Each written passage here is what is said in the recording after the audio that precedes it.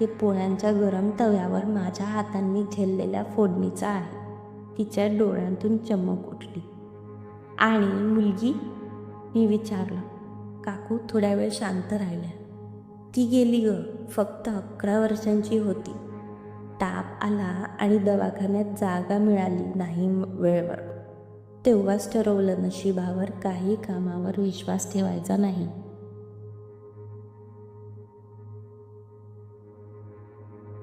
तेव्हाच ठरवलं नशिबावर नाही, कामावर विश्वास ठेवायचा. माझ्या अंगावर काटा आला. कधी वाटतं का थकायला? मी हळूच विचारलं.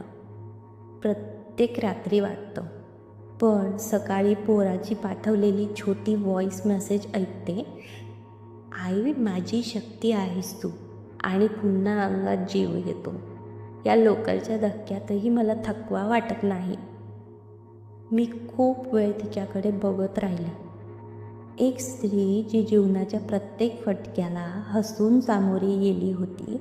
तिच्या हातांवर कष्टाचे ठसे होते, पण डोळ्यात मात्र अभिमान आणि प्रेम होतं.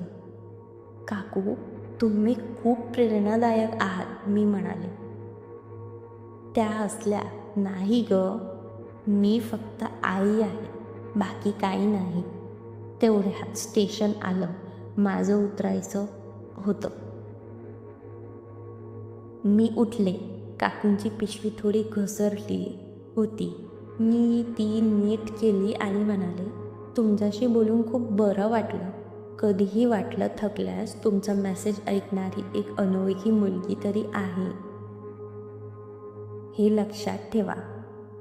काकू गहिवरल्या. धन्यवाद बाई. माझ्या आयुष्यात रोज अनेक जण भेटतात, पण एखादं मन जुळलं की वाटतं चालायचं अजून. मी लोकलमधून उतरले, पण मन मात्र तिथेच अडकून राहिलं. ही भेट क्षणभराची होती, पण जीवनभराची शिकवण देणारी.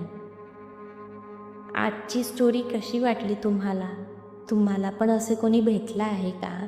नाही भेटलं असेल तर कधीतरी एखाद्या अशा व्यक्तीसोबत बोला. बघा तुम्हाला पण खूप छान आणि तिच्याकडून बरेच काही शिकण्यासारखं आणि मला प्रेरणा देणारं काहीसं बोलणे शब्द भेटतील. तुम्हाला जर काही कथा आवडली असेल तर नक्की मला तुमच्या प्रतिक्रिया द्या. मला पण नवनवीन कथा सांगायला आवडेल.